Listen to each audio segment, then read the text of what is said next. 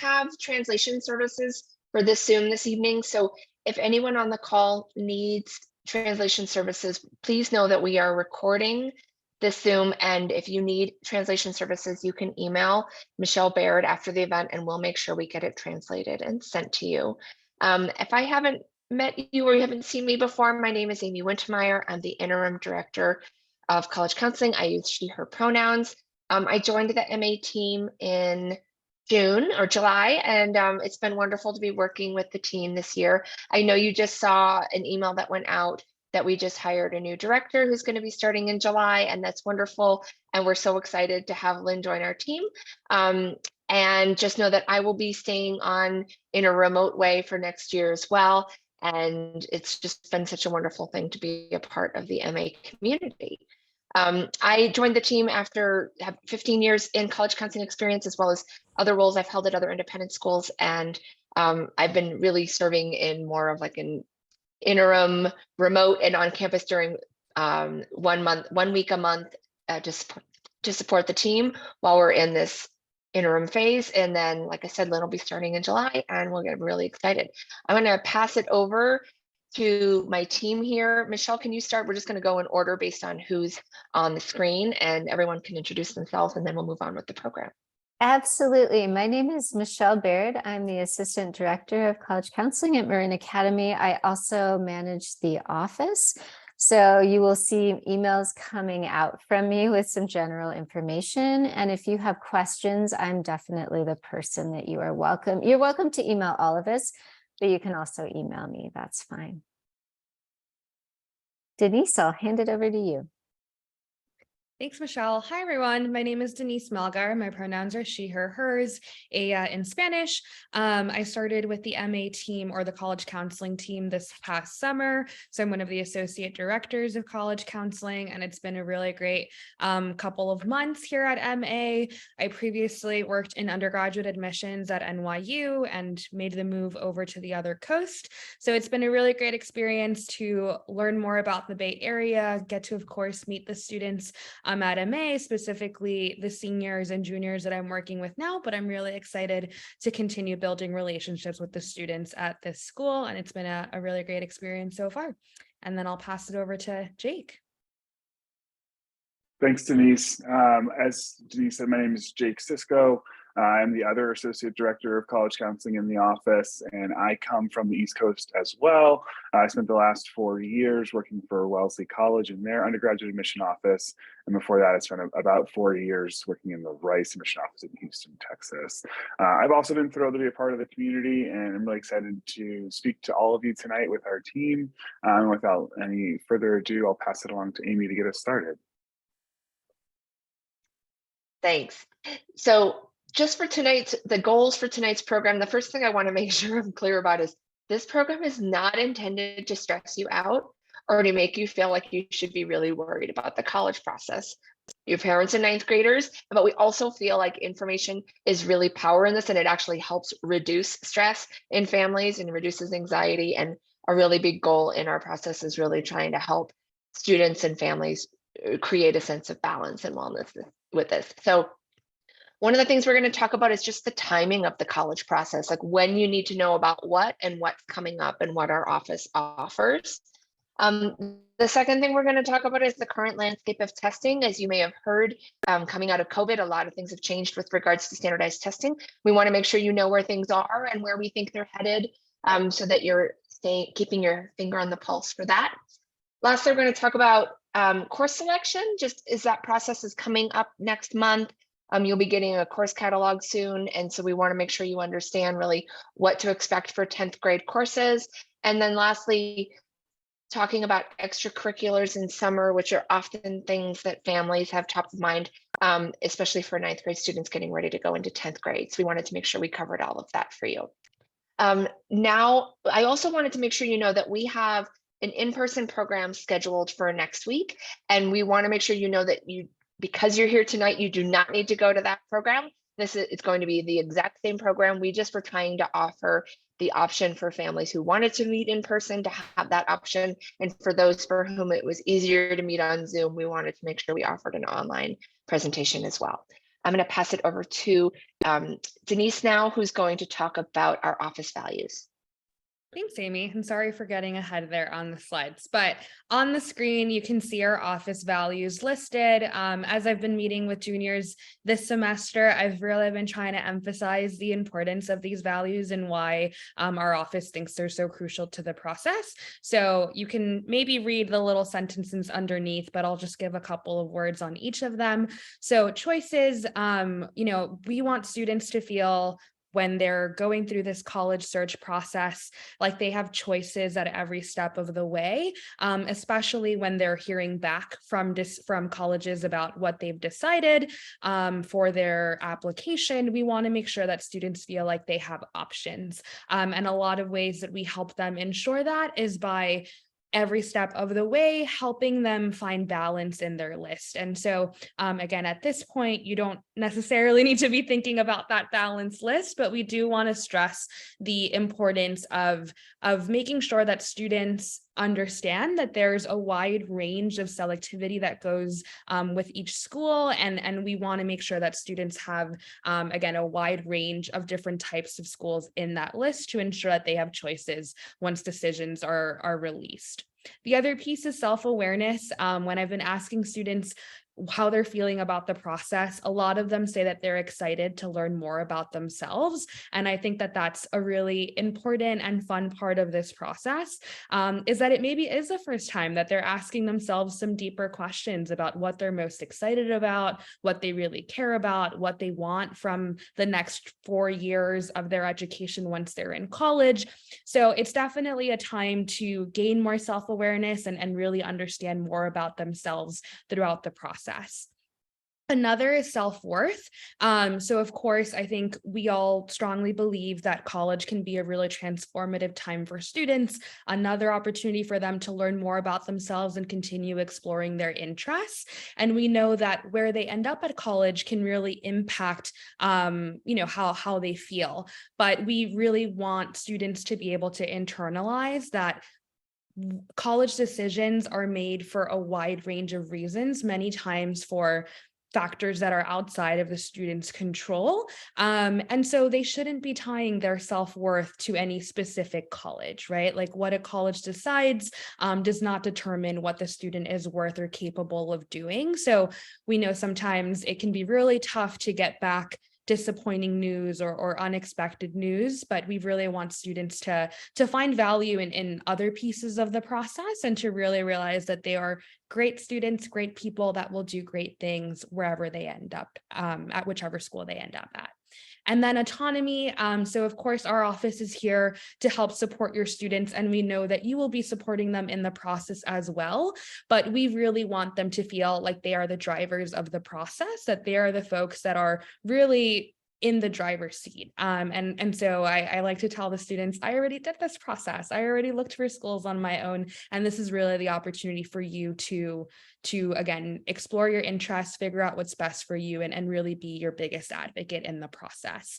So that's a little bit about our office values. And then we also want to talk to you a little bit about the timeline and what things will look like. So like Amy was saying before, it is very early in the process right now for 9th grade students, but we definitely want to give you a heads up as to kind of what to expect over the next couple of years.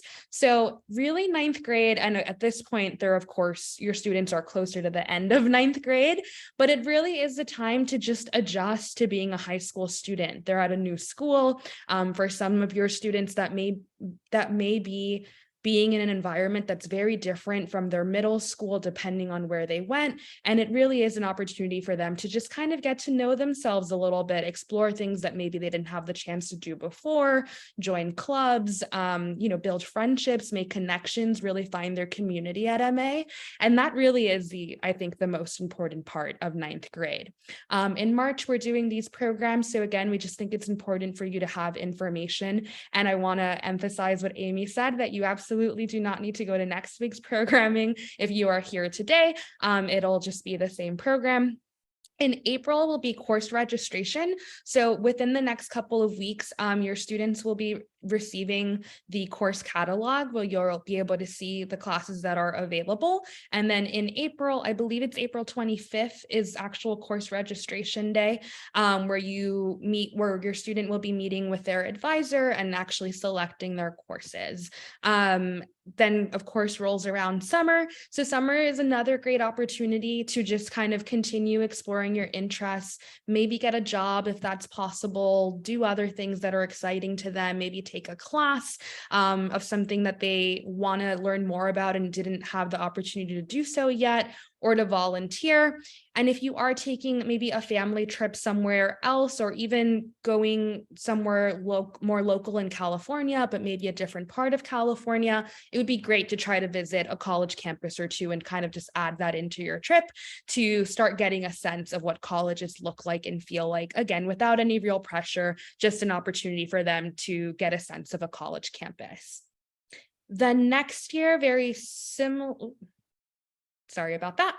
Then next year, we also don't engage too heavily yet with 10th grade students. We do have another parent programming in 10th grade that we just got through last month, where we very similarly kind of give you updates on how the process has changed, and another reminder of kind of what this timeline looks like.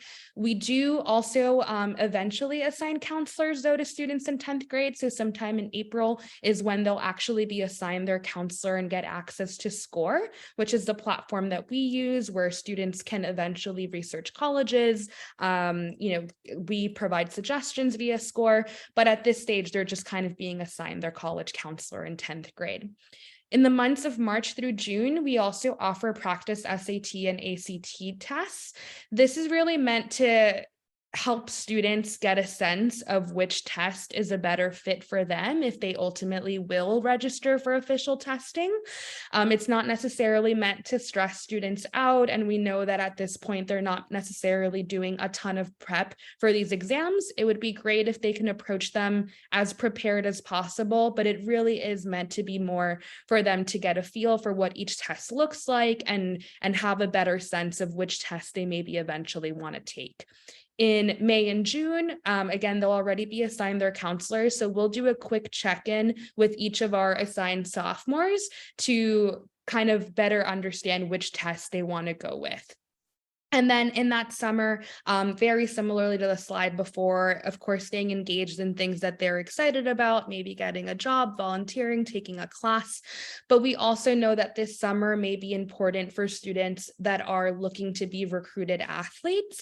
Sometimes that process starts a little sooner. And so if those students do have questions and maybe need to seek additional advice, they can definitely reach out to our office at that time and to their assigned counselor. And very similarly, if again, you're taking a trip somewhere, could be another great opportunity to visit some new campuses. And now I'll pass it over to Jake, who will talk a little bit about 11th and 12th grade. Thanks so much, Denise. So in junior year is really when the process and the search really kind of kicks into gear. And so students will start to engage with us much more often in junior year, especially in the spring semester. But in the fall is really when we have them meet with college representatives who are visiting our campus. So we encourage students to pick at least 3 schools, maybe that they've heard of, maybe one that their friend is going to, maybe one that they know someone, and to attend those visits to kind of get to know individual colleges and start to get used to engaging with the reps. That fall in September or October, we'll likely plan an 11th grade parent program. And so we'll actually be able to meet with parents and get some questions answered so that they understand kind of how the process will work that year and the next. And then we'll be in regular email communication with them throughout the entire year.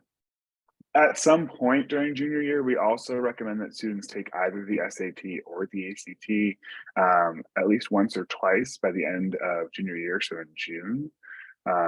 This is really to make sure that they have options. We are relatively confident that most schools will remain test optional for the next few years, but they are changing policies as we go through this process. And so we want to make sure that in case a student wants to apply to, say, Georgetown or Purdue, that they have the ability to do that with an official test score in hand. In January, like I said, our formal process kicks off with the juniors with both parent and student programming. So they'll go through a case studies program during an X day in January, whereas the parents will come for a panel with college representatives and get a chance to kind of break out into small groups and discuss this process in more depth. And then throughout that spring semester, we'll be having individual introductory meetings, both with the students on their own and then afterwards with their family. And that happens really throughout the spring. We've already made significant progress with the junior class this year in terms of meeting with them both individually and with their parents present. And then in June, we'll host a mandatory college essay workshop that happens right after graduation. Usually have around 4 options across multiple days. Students pick one and attend that to help them kind of start the brainstorming process for their essays over the summer. After that, they'll transition into senior year. This is obviously where most of the action happens, but that starts in earnest in August before the school year starts with our common application workshops. We'll actually sit down and help the students understand the common application and fill out the vast majority of it in that kind of daily workshop. So at the end, what we tell them is really all they're responsible for is their personal statement and their activities list. And obviously we help workshop both of those things throughout the fall. We'll have a weekly college seminar class as well. This is half study hall for them to have dedicated time to work on applications and half us actually giving them content to help guide them through the process, whether that be interviews, essays, the UC process, etc. And that happens in addition to regular student meetings with individuals kind of throughout the fall. That might be workshopping essays, that might be just checking in on the process, that might be honing the list. It really depends at what point in the fall we're discussing with them. In late August, early September, so usually around Labor Day, we'll host a 12th grade parent program that will be on campus again to kind of answer questions and to engage with families to make sure that they're understanding how the process will unroll throughout the senior year. Of course, we're in regular email communication with them throughout the entire academic year.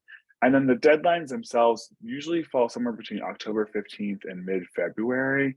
A lot of students will be applying early, which means that they need to have things relatively settled and ready to submit somewhere between mid to October to mid-November. Again, it depends on the individual school, whether they're doing early action at multiple schools, maybe they're doing early decision at just one, but we want to make sure that they're ready and willing to get everything in on time for those application deadlines in the fall and winter. In December is really the last time that they're allowed to sit for an SAT or ACT exam and still have those tests results in time to submit. And then depending on when they apply and what application they choose, they'll actually receive their decisions between December and April. Some of them will receive them throughout those months. Some of them will receive just one because they get into the early decision school and they're done with the process at that point. But again, it depends on whether they're in early, rolling, or regular when those actual decisions will be released. By May 1, all seniors have to have their choice made and submitted to the school. That is the universal reply date that is kind of embodied or followed by every college and institution across the country.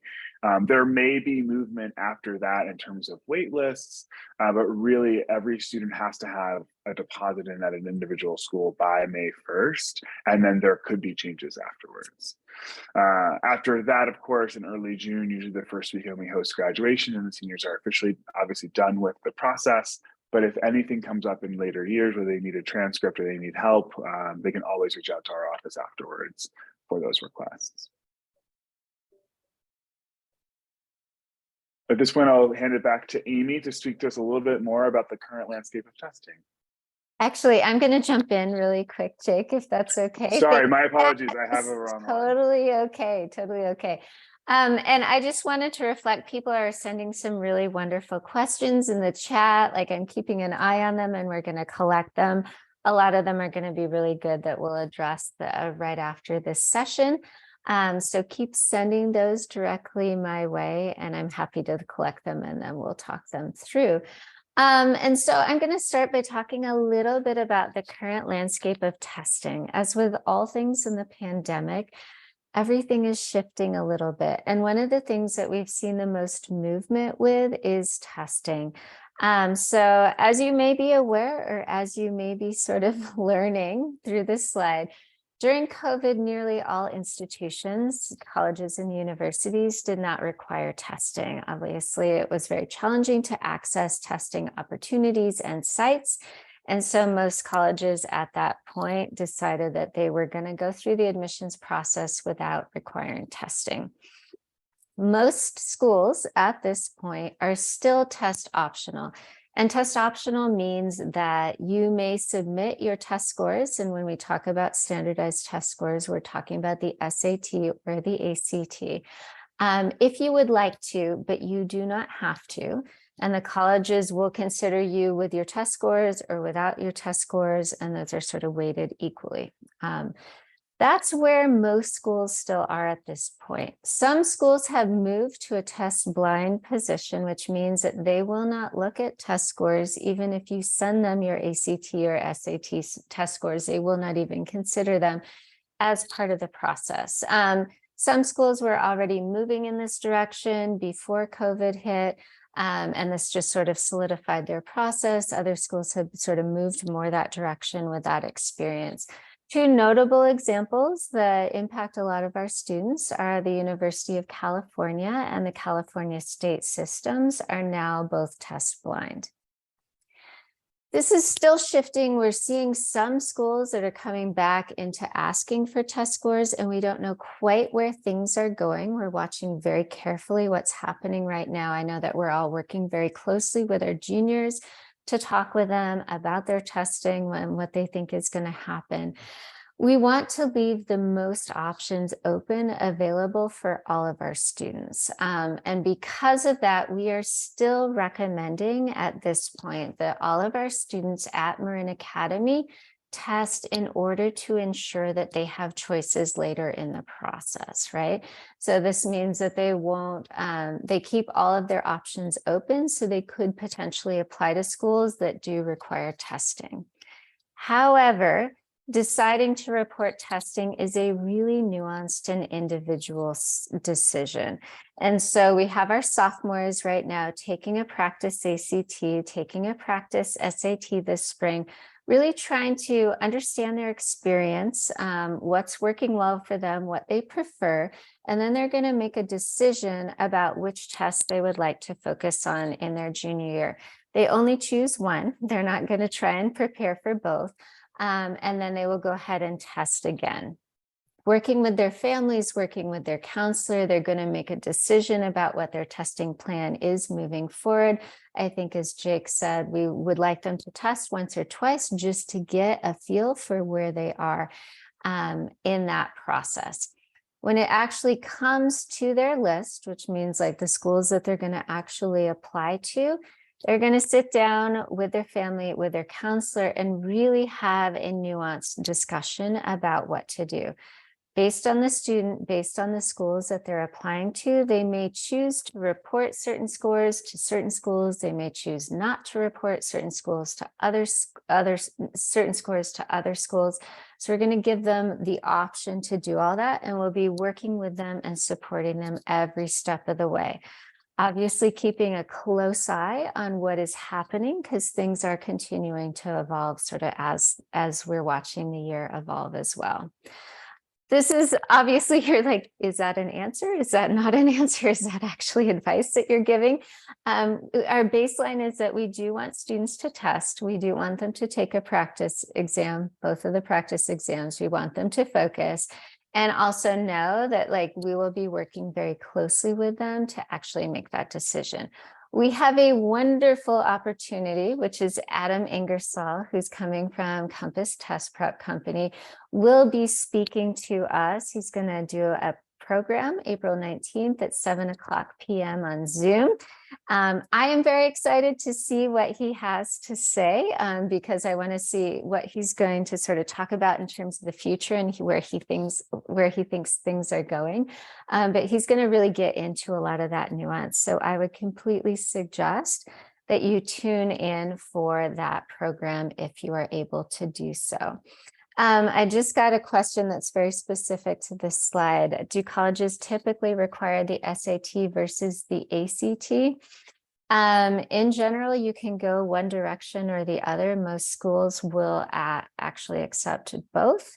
If they are accepting testing, I know some of the UK schools do sometimes prefer the SAT over ACT. Amy, I'm going to like lob this your direction.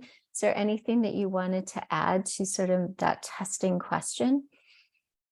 No, I mean, really, they've been equally accepted. And so there isn't a preference at all. And in fact, I think like 80% of all kids test really similarly on both tests. The real difference is which test a kid prefers. And if a family is going to invest in test prep and a kid's going to invest all that time and energy in test prep, you want it to be the test that they feel best about. So colleges are absolutely fine with either test. Okay, thank you, Amy.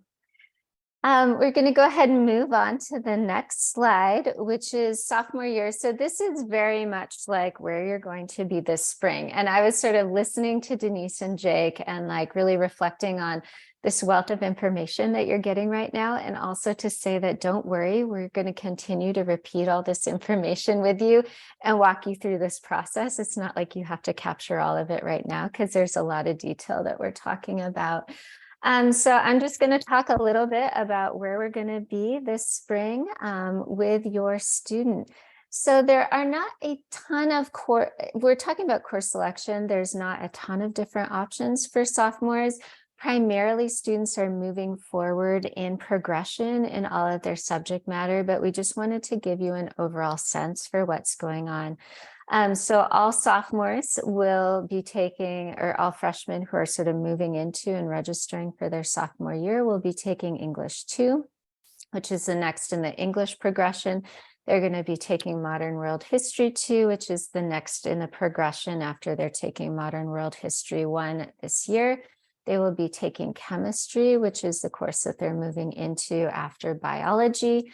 In terms of math and world language, all of your students will receive a recommendation for placement from their current teacher, whether that's their math teacher or their world language teacher. They're going to make a recommendation of what level and whether they're moving into an honors or a regular course. And your student will receive all of those recommendations in advance of the registration process. So you essentially just follow the advice that is coming from your student's current math or world language teacher. All of our students, all of our freshmen who will be entering their sophomore year will be taking art, whether that's visual or performing arts. Some students will choose to continue in the same art that they happen to be taking this year, and they'll move to the next level. Some of them may decide that they want to take photo instead of visual art, or they want to maybe try a different band option, so they can make that switch at that point. All sophomores will be taking a study hall in the fall of their sophomore year, so they will have a free block.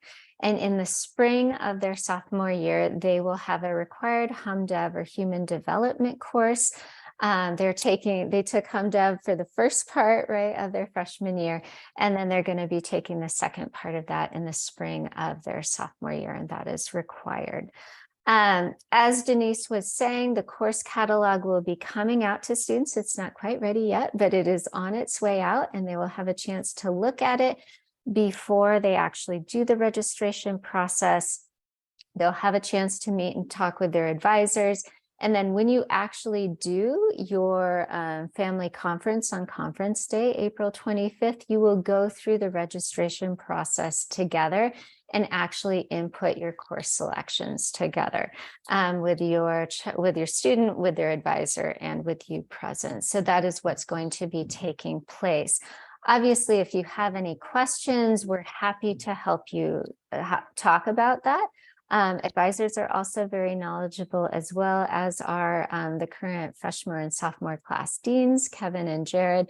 So there's a lot of help and support that are there for you. All right, I'm going to go ahead and turn this over to Jake to talk about extracurriculars in the summer. Thanks so much, Michelle.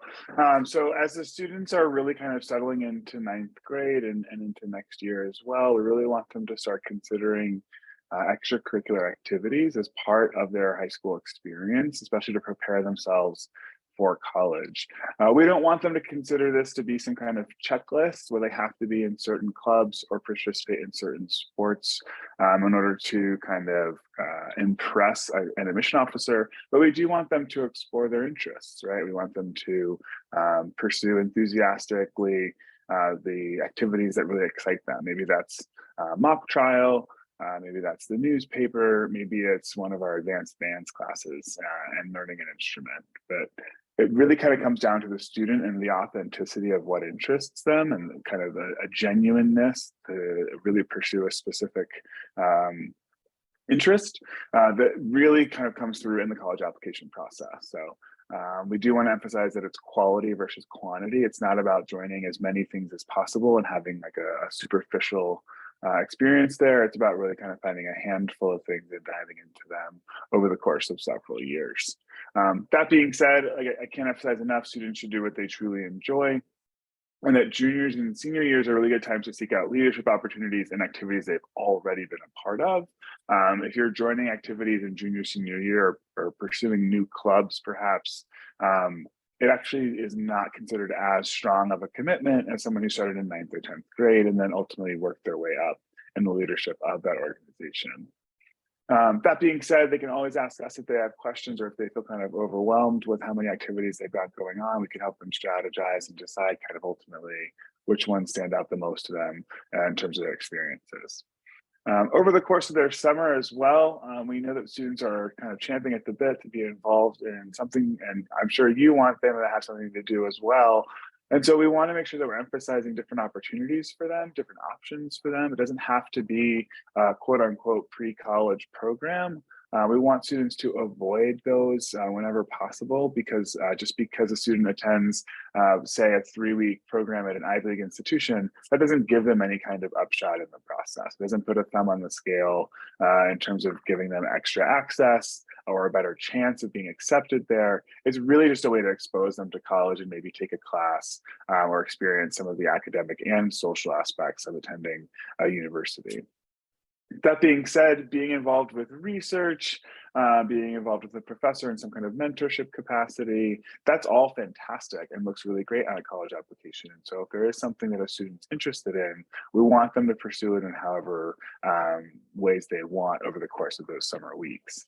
That being said as well, jobs and community service are great options. It may be a volunteering, maybe following a political campaign and interning with them over the summer, but also working in retail or at a fast food restaurant. Any of the above are all fantastic opportunities. A lot of colleges look very favorably upon students who have worked during their high school years.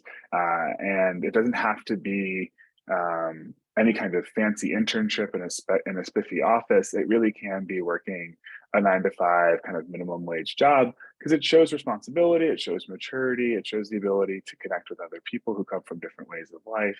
And so there are so many things that are exciting about seeing work experience on a student's application once we're reading it on the other side of the desk. Well, once again, I want to emphasize that students should do what they enjoy. What we don't want them to do is spend the entire summer on a streaming service or inside bugging you. We want them to go out and explore the world and to really enjoy their time between semesters at MA. And now I'll transition it back to Amy, I hope, to speak about it is me. Next few slides. It's me. Thank you, Jake. So I figured this was a good opportunity with 9th grade parents to spend a few minutes and actually really talk about wellness and balance. And, you know, we're in an interesting place in time coming out of the pandemic, and I'm a parent, we've all seen our kids going through more things in the past few years than we could possibly imagine. And as I'm sure you can imagine, you know, the college process can be really stressful. And so I thought it was a good opportunity for us to talk about this now before you're actually in like the thick of it, and you can actually approach this in hopefully a really mindful way. So it's really important to state that I think we're far more concerned with MA students thriving wherever they go than wondering about where they go. We know our kids are going to go out and do great things. MA graduates incredible young people, but really it's about them thriving wherever they're going to be. And what I want you to draw you back to is last year when you were choosing high schools for your children, you went through a search process, right? And you visited other schools, you looked at other schools in the Bay Area, and you were really trying to figure out what high school is going to be the right place for your child and where they're going to thrive. And you chose MA. And I'm trusting that when you had that option, you were like, okay, this is the best place for my kid to be. That's the exact same thing we want for your child in the college process. There are over 3,000 colleges around the country. And I think there can be a lot of misleading comments around what makes a good institution. And I think a lot of people assume it has to do with the admit rate at a school or the athletic league that they play in. And really, it's really about the place where your child is going to be able to become their best selves as adults. So the slide that's here is something that was shared it was in a presentation with the Association of College Counselors in Independent Schools. And this data that's showing here is from the American College Health Administration, which administers the National College Health Assessment on a regular basis. And the data that's here is from before the pandemic. So you can see these rates here, right? 87.4% reporting of students feeling overwhelmed with all they had to do. 53.4% reported things that they felt hopeless. Almost 42% felt so depressed that it was difficult to learn. 63% felt overwhelming amounts of anxiety. Okay, I don't need to keep going. This is all pre-pandemic. And interestingly, what happened during the pandemic is that, rates were going up, pandemic hit, actually stress and anxiety for kids went down because the rat race, the pace that they were going on, actually paused a little bit. They were actually home with you more. They were having meals. As much as they didn't want to be online for school, most kids, the actual crazy pace of what life was like was really different for them. So, and then what we've seen in coming now back out of the pandemic is that rates of anxiety and depression are now going up again to where they were even before the pandemic. And now part of that may be just results from the pandemic, but as someone who's done college counseling for a long time, I think a lot of it relates to this process. And a lot of it relates to, crazy admit rates at schools, trying to keep up with this ever-changing landscape, never feels like it's enough. When really it's, I guess, going back to what I was just talking about a few minutes ago, it's about finding a place where your kid is going to thrive and where they're going to be able to become their best selves. So I'm not trying to be on a soapbox here, but I do want to make sure you're thinking about this because kids internalize things that we say to them, especially as parents, and we don't mean to be hurtful or judgmental when we say things, but things can stick. So I think as you're going through this and you're thinking about your children, how do you want to think about how you want to approach the topic of college? As we mentioned in the slides that Denise was doing around 9th and 10th grade, we don't want you to plan college trips now. But if you happen to be going on a tour, like if you happen to be going on a family trip somewhere, and it seems like it's a great place to go pop in and see a school or two, that's great. That feels really healthy. To me, about them, in terms of their academic growth at MA, this is a great time for them to be making sure that their study skills are on point, really learning to self-advocate and be independent, really learning to find their own voice as a student and navigate the school. Like over the course of high school, we really want them to become their own self-advocate in this process. So yes, I know there's all this talk of like, once you're in high school, oops, grades matter. All of a sudden it counts towards college. And that is true. The high school transcript is something that is a huge part of the college process, and the colleges are going to be looking at that. But you have to trust that you're in a phenomenal school with incredible academic prep, and that your students are going to have wonderful choices at the end of it. The main thing is that they should just be doing their best in their classes, making the most out of all the opportunities that they can get at MA, and really exploring new things that are of interest to them and opportunities that maybe they haven't had before. Can we move to the next slide? I also just wanted to show that this was, so this was just in terms of wellness trends. And this came from the Center for Collegiate Mental Health. And from this graph, you can see, it's a little hard to see, but that red line up at the top is anxiety. And that rate has been steadily increasing. But you can see that the other ones that are there, so stress, depression, academic performance, relationship problems, trauma, suicidality, alcohol use, for the the most part, those have all held fairly constant. Trauma is the only other one that has started to uptick around 2016. And we think that that actually had more to do with the election and what was been going on in our country, just in terms of polarization and the way that that's impacted young people. But otherwise, if you're looking at the red line is the anxiety level that's gone up steadily. Back in 2009, it was depression that was the major source of concern at college campuses. But anxiety has been the main reason for mental health concerns in school right now. And so really my message, my takeaway to all of you is that all studies show that the best predictors of success in college are wellness indicators and are finding community. It's not the admit rate, it's not the size of the endowment, it's not how their athletic teams are doing. It's finding adults on campus, trusted adults on campus that a student can be known, whether it's their RAs or their people in their dorms, their advisors, their professors. And it's also wellness habits that they need to develop now. So do they know how to exercise regularly? Are they getting enough sleep? Do they know how to eat healthy? Basically, do they know how to go back to take care of themselves when they get stressed? And so these are things that I want to pass on to you now as you're getting ready to, you're seeing your child in your second semester of 9th grade, and think about what are the skills you want them to develop throughout high school, so that when you are sending them off to go be these amazing, adults in college, that they have all those healthy habits and that they know how to seek out help if they need it. And they also know that no matter what, you love and support them through all of this. So despite all of my gloom and doom slides, the main things that I want to pass along to you are just what I think you can do now as parents. So the first is really starting to prioritize your own child's wellness, as I was just saying, making sure they're developing healthy habits, both in terms of the way they're caring for themselves, in terms of their relationships with their peers, just really helping them develop that as they're growing into their own, maturity throughout high school. Help them practice balance. There are only 24 hours in a day. I think what kids feel like is expected of them now is superhuman when we think about what we all did in school when we were applying to college. So really help them get a sense of that.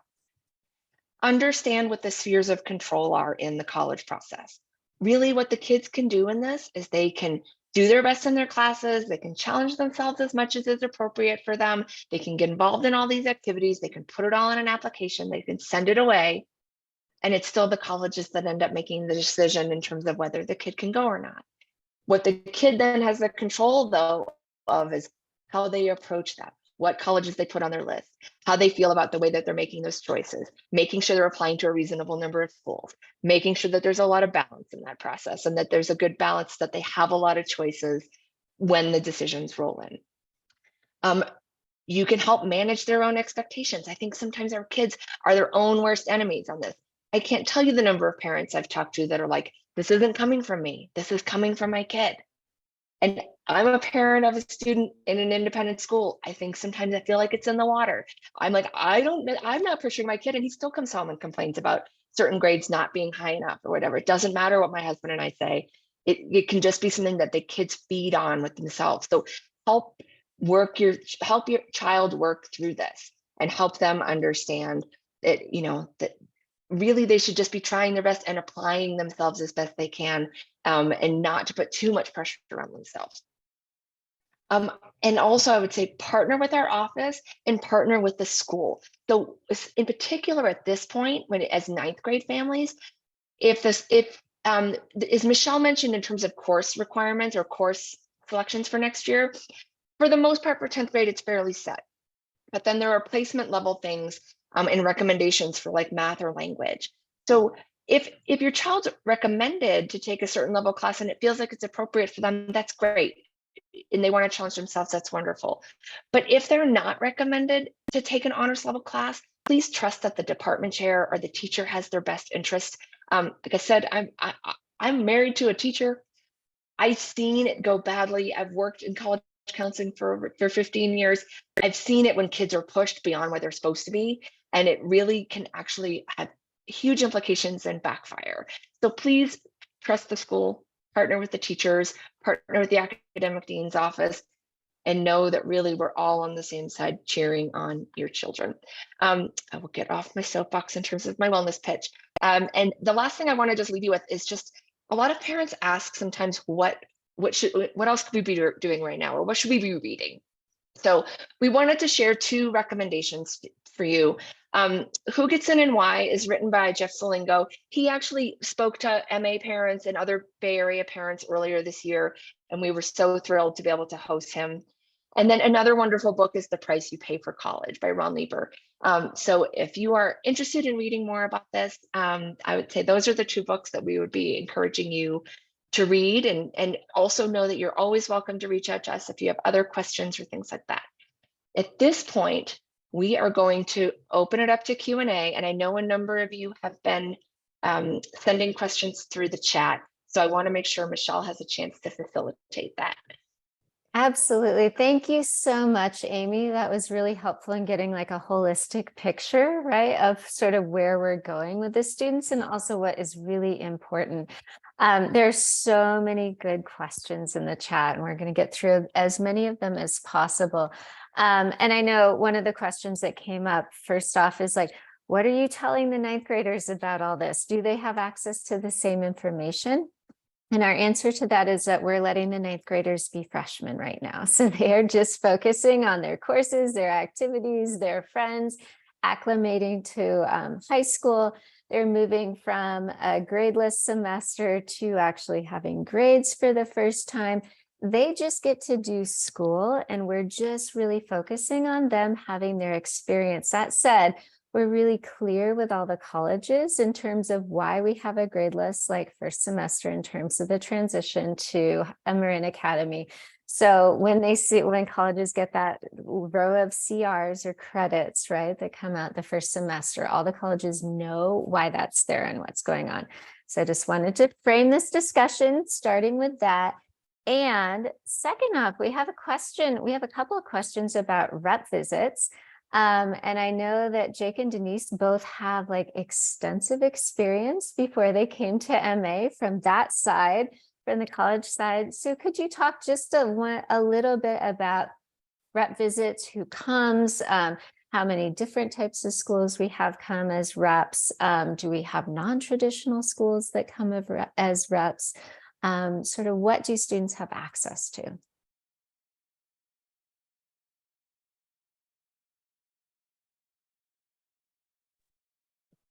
I think it really depends on the fall in terms of which schools are coming, but usually I want to say, Michelle, you actually handled the scheduling this year. I want to say it was over 60 different colleges. Is that correct? Yeah, in terms of our final number. Yeah, it starts late August and it goes through like essentially the beginning of winter break. Sometimes we have 1 school, sometimes we have 3 or 4 every day. So we have an enormous number of reps who come to visit us. Yeah, and as Michelle kind of alluded to earlier, it's a wide range of institutions. Some of them are small liberal arts colleges, some of them are large public institutions, some of them are kind of mid-sized private schools, right? It totally depends. They're coming from all over the country and sometimes from other countries as well, to come and speak with our students about their offerings, their programs, how their institution is distinguishing itself from peers across the country and across the world. So it is a really exciting time of the year for the students to be able to meet with the representatives. Typically starts in junior year. It's when we encourage it really for them to kind of start exploring those visits. And then in senior year, it really takes off in terms of how many schools they see. And I know there was like a specific question about non-traditional schools like Minerva, which I actually had some contact with a rep from. So we do offer, like, we're just trying to get as many different types of schools and different types of reps in front of people as possible. Sorry, Denise, jump in. I was going to add something really quickly, that all of our visits also take place after school. And so that does in some, like, we think it's great because students don't have to, not eat or like miss class to go to these rep visits, but it does sometimes make it tough for students that maybe are in athletics or have other after school commitments. So I just wanted to say that there are also other ways for students to get in touch with colleges and learn about them, not just in these rep visits. I think it's one of the positive things that came out of the pandemic is that schools were not able to travel to physical campuses, and so had to come up with a lot of alternate ways to share their information. And so they'll offer virtual tours, virtual info sessions, other opportunities to connect with reps. And so just kind of thinking ahead of, there are definitely students that aren't maybe able to make it to every visit. And there are also some reps that I think would love to visit MA and just it doesn't fit into their schedule. It doesn't mean that your student can't connect with that school in another way. That And was all. just awesome. Thank you so much, Denise, for jumping in there. And yes, in terms of how the kids find out, like it goes out in the announcements every single day. So when reps are on campus, it's always like clearly like the week ahead. We always let them know who's coming. And once they have access to SCORE, like it sends them reminders. So there's a lot of different ways that the students will get access to all of this information. And we also make sure that the parents have access to the calendars too, so they can see which reps are coming when. Next really good framing question is somebody who grew up and educated in the UK, and they're like, what do I do? How do I find out about US schools? Because it's a totally different system. Do you have any advice for learning about like this enormous amount of choice that's involved in the US college system?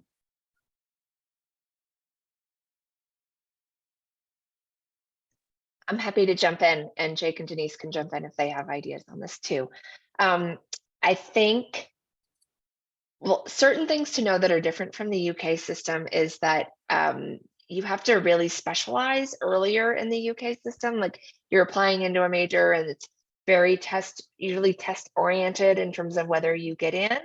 And it's a 3-year program, if I remember correctly. So it's a little different. In the US, it's 4 years. As we talked earlier, testing is less of a process. And there's usually just a much greater sense of options. Like kids don't usually have to declare a major until the end of sophomore year. So that can be very different. In terms of understanding the vast variety of colleges in the US, it might be great to just take in a few local schools here in the Bay Area, and you can really get a good sense. There are small schools nearby, like Mills, which is now part of Northeastern University, or St. Mary's College, which is over in the East Bay, or Dominican, that's really close by.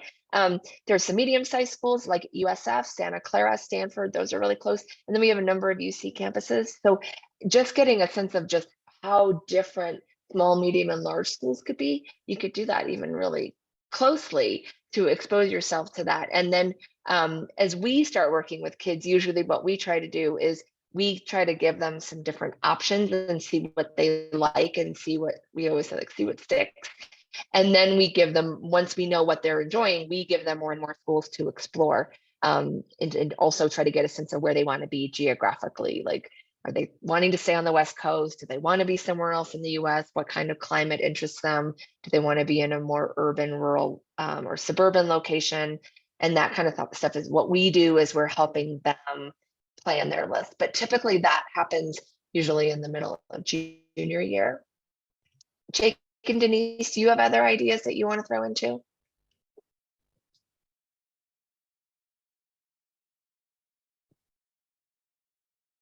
Just emphasizing what I said before about the virtual visits. I think it's a really great time. Again, if you can't visit a college physically, that no longer, I think, is as big of a barrier as it once was. And you can definitely explore colleges that are further away from where we're based now. And again, it might not be the same experience as being on campus, but I think it's a good alternate to be able to learn about places that are further away.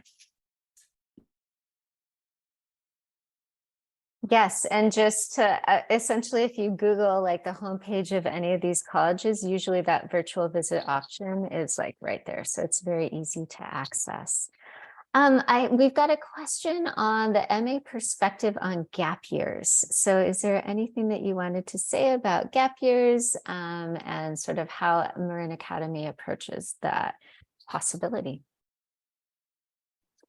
I would just say that the advice I usually give students is to go through the process as a senior, as if they were going to attend a school, and then ultimately decide in the spring if they want to take a gap year. That way they can actually work with the institution where they're enrolling and figure out a structured plan for what they're going to do during that time. As someone who was reading applications as recently as 2021, we did not necessarily look favorably upon the students who took a gap year after high school and then applied to colleges. A lot of times because they weren't really doing much with their time, but also because sometimes it read as, I didn't get into the school I wanted per se. And so now I'm going through this entire process again. And so it kind of really made us question their authenticity about their interest in our school as a result. And so that's really the advice that I typically give, is for them to make sure that they're walking through the process with us in senior year while they have that support kind of in person, and then ultimately making a game plan with the school where they intend to enroll. Denise or Amy, do you have anything to add? I 100% agree with everything you just said, Jake. And part of the thing I also want families to understand is it makes a difference to go through it with their peers while their college counselors are there. I've had kids take the gap year and do it, and it's fine, and we make it work. But it's really, they're on a very different calendar and pace when they're not in school seeing us. And so I also think those kids that choose to do that can often really feel like they're missing out on some shared experiences in the whole senior year bonding thing that happens. So I really love gap years. I 100% support them, but I think it is best to do it in senior year, to go through the process in senior year and request the deferral. And something else to add quickly is, I know I just talked to one of my juniors. We were advertising like a local gap year fair that I think was taking place at Archie Williams, so another school in the area. And so know that it is definitely something that a lot of students utilize, is taking that gap year. And there are a lot of different things that they can do during that time. And we, again, are in support of it, but 100% agree with what Jake and Amy just said, that I also have been telling my students, if you are even thinking about it, highly consider still going through the process during your senior year. That's all super helpful advice. We've got a question about the UCs and how Marin Academy and Marin Academy students approach the UCs and applying to the UCs. And the question in particular is, how does this work? Don't the UCs prefer students coming from public schools as opposed to independent schools? I'll start, and Jake and Denise can jump into. So we have a lot of kids that apply to UCs, and I think in terms of how do they approach them, I think they usually are really just trying to explore based on location and major and campus feel, which really feel like the right place for them. There's obviously varying levels of selectivity within the UC system too. Our students are also very interested in the Cal State system and apply broadly in that system as well. I don't think it's a case of the UCs preferring public school versus private school or vice versa. All colleges, whether they're the UC system or other, really will read MA students within the context of MA. And so we really guide the kids through that process. In fact, earlier when Jake was talking about the senior seminar that the kids go through, we actually devote an entire class to the UC application, and we devote a class to the Cal State application, and really walk them through the nuances of that so that they're able to personalize their application and communicate all of the things that are really distinctive about their MA experience. And then our kids, get in broadly across the UC system as well. And we just always want to make sure that they understand the different selectivity and the personalities of the campuses so that they're making those choices wisely. Jake and Denise, anything you want to add on UCs? Just to reiterate what Amy said, in the sense that we cover a lot of this in college seminar, and we actually sit with them and explain the process, the differences in the application, the way that the personal insight questions work. And so just know that, as they go through this, whether it's in college seminar or in individual meetings afterwards, we're really there to help walk them through the UC process and how it differs from applying to the Common App. And the last piece, that it is technically one application. So students can apply to multiple UCs via the UC application. But going back to some of the points we said earlier, we really want students to be intentional about where they're applying to and not necessarily just check off all the schools because they can and because it's easy to do so. Although the app fees do add up, I think it's still per campus. So it can get expensive if you apply to all of them. And again, we don't necessarily recommend that. The schools do have very different feels to them, different reasons why students are attracted to them. And we do want students to be intentional about where they're applying to versus just checking it off because it's easy to do. Awesome. Thanks, Denise. That was some really important nuance that you were adding into like sort of some of the final stages of the process. We also have a question about a little bit more nuance when it comes to testing. Some of the folks are asking like, what really is the difference between the SAT and the ACT, and how really does my student make a choice finally about which one they're going to focus on? Okay, I'm the one who said earlier, the kids scoring, like 80% of all kids tend to score in the same range. That is true. I think the main difference between the tests is on the SAT, the math is 50% of their score. On the ACT, it's 25% of their score. That can make a difference for some kids in terms of how they feel about the test and how they feel like they do on the test. So this SAT is really, there's the English reading, it's like EWR, so English writing reading section and math. And then on the ACT, there's an English section, a reading section, a science section, and a math section. And it is a composite. So again, most kids are going to score in a similar range, but they might have a really distinct preference in terms of which test style they prefer. I think they say that the reading and stuff's a little easier on the ACT, but they also say that there's less time per question. So depending on a kid's pace, that can actually really stress them out. Other kids who are really quick test takers, or they like the science section, it makes it, they felt like it's a really easy thing for them. Other kids find the science section horrible because they can't get through it fast enough. So know that the science section is not like they have to remember anything from bio or chem from 9th and 10th grade. It's more like reading tables and graphs and inferring information from what they've read and answering it. But again, some kids seem to really thrive in that kind of quick paced section, and other kids find it overwhelming and just don't even want to bother. So that would be my sense of the two. And as we said before, that's why we do the practice test, so that kids can take a full length practice test in each before they're even thinking about what they want to dig in on and prep. Also, both of those tests go up through pre-calc, and so we really don't want kids to prep. I think those are conversations to have with us when your kids get a little older, after they are assigned to us in 10th grade and after they take those practice tests, talking about the timing of when they actually take their official tests. They might want to take them closer to the end of 11th grade, just so that they're getting through as much of that level of math that they're in, whether it's Algebra 2, pre-calc, or higher. But because it goes up through pre-calc, that can really make a difference for kids to delay their official testing just a little bit later. Excellent. I am mindful of our time, and I think we can get 2 relatively quick questions in, if that feels okay to everybody. And just because there is a question about this, yes, we will share a copy of the presentation with everyone who's registered. So no worries about that. If you missed anything or you want to go back to something, we will send that out in the next day or 2 to all of you. What is this Common App business? How does it work? Is it a good idea? Is this what we use? Would someone like to sort of give that a good direct answer? Sure. The Common Application is a website and a platform for students to apply to hundreds of different colleges and universities across the country.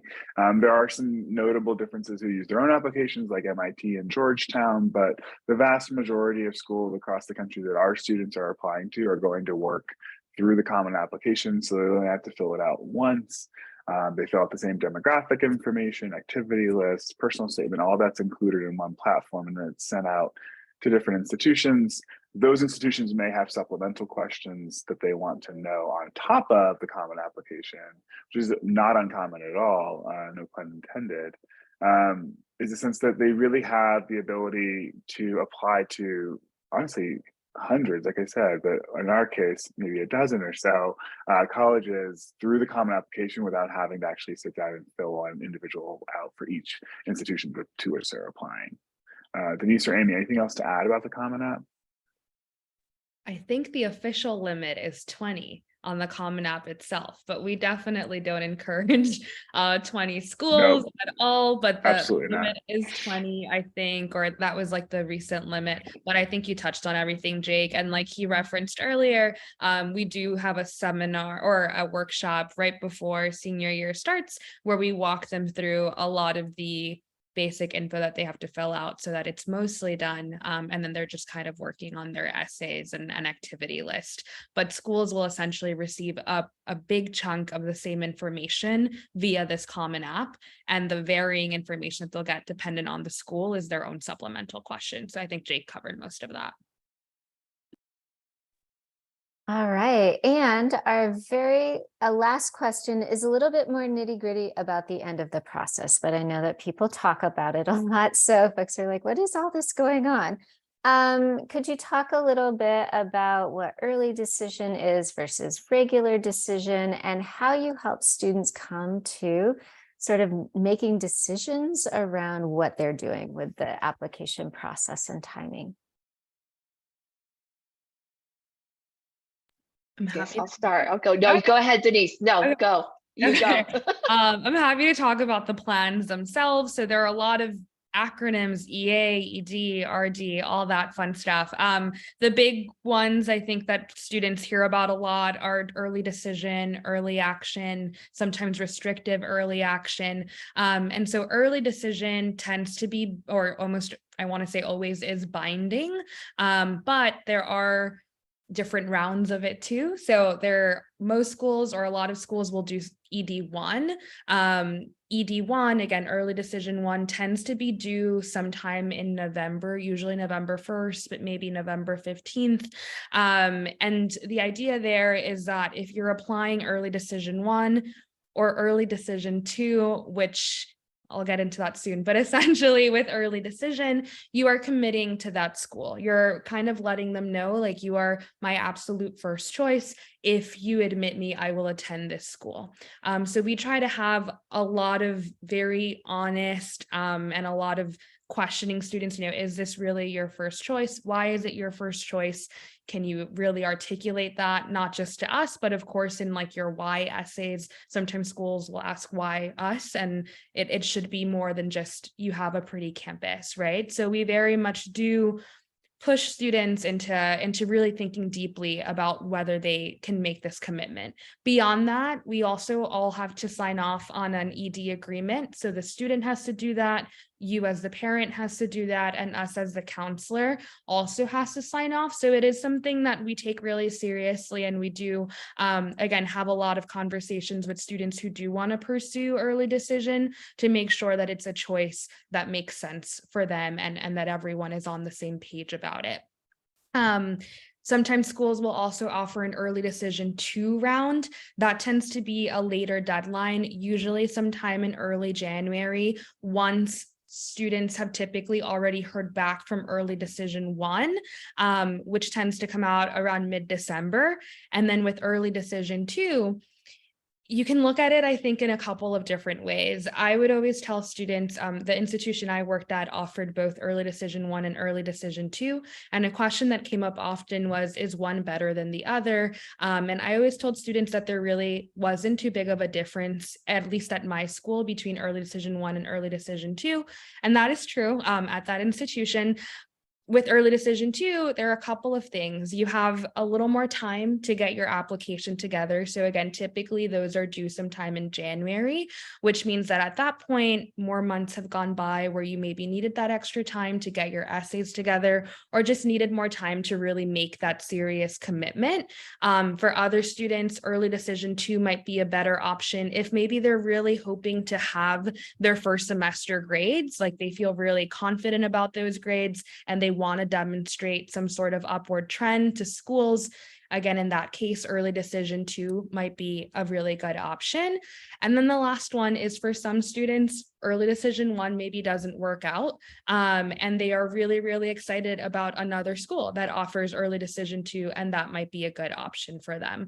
But we always have those conversations again, like how serious are you about this commitment? And those decisions for early decision 2 tend to come out around mid-February for the most part, or sometime in that month. For those students, again, if they are admitted, then they're kind of done with that process, right? And I think it can be really, really exciting. And then also just a little like, wow, I'm done. So it can be a mix of emotions, but hopefully mostly excitement that, they're wrapped up with that process. Early action typically indicates a little bit of the opposite, in that even though you are applying earlier and hearing back earlier, you're not necessarily committed to that school. So you still have until, I believe Jake said, May 1st, which is the national response date, to make your decision. So you can typically apply to multiple early action schools, whereas with early decision, you're only applying to one per round, right? With early action, you can apply to multiple. The exception is if you apply to a school with restrictive early action. I think Stanford does that. Harvard also offers restrictive early action. And in those cases, it's a bit of an in-between, where you can typically only apply to that school early. If you are admitted, you're not necessarily committed to that school. You again have until the national deadline to respond, but you can't apply to other schools through a binding process. Typically, the exception is just applying to maybe the UCs, because that deadline is November 30th. So it's still before you hear back from other schools or other public institutions that have just one set deadline, but it can't be through an early plan. And then regular decision, I feel like this has been a really long answer, but then regular decision, typically those are the later deadlines. So sometime in January 1st, January 5th, I've seen some January 15th, some a little further into February, but essentially that's where a bulk of applications go through, is regular decision, and that there's no commitment to those schools. You can again apply to as many, ideally the max that we recommend, as you want. And then you'll hear back from those schools. Typically in the month of March is when most decisions come out for regular decision. And then you have until May 1st to decide. I think I touched on most decision deadlines. And again, the UCs and Cal State's November 30th, but the rest have some other options. Anything to add, y'all? Denise, that was awesome. There's like so much there. And we're going to continue to keep walking you through all that information. Denise just sort of gave you like the lay of the land there going forward. And just to wrap up, being like, that's sort of like the end trajectory, and you are just at the beginning. And that this is a time for your freshmen to be freshmen. I know someone just asked, like, my child loves sports. Should they do sports camps this summer? Absolutely. Like whatever they're interested in, whatever they're passionate about, whatever that makes them happy, whatever they're curious about, want to try, like that's exactly where they should be leaning into right now. That all this process will unfold, and we will be there to support them every step of the way. At this point, I think we're going to close, but I want to give everyone, like Jake and Denise and Amy, one last chance to chime in if there's any sort of last thoughts that they've got.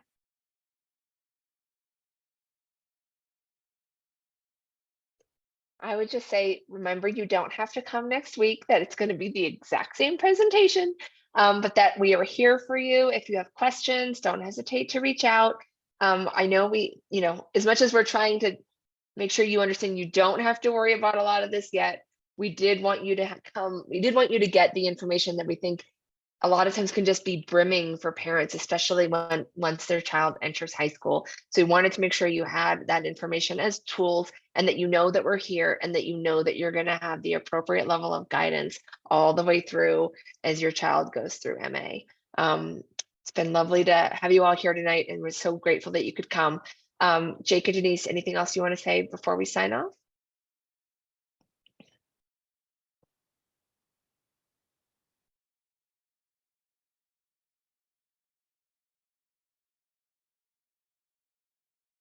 I'm all set. I think we had, a fair amount of time to answer questions tonight. And I hope that we were able to help. We're always here if you have any additional or further questions, but nothing else to add. No. All right. Well, thanks so much, everyone. Have a wonderful evening. I hope it stops raining soon. Take care and know that we're here.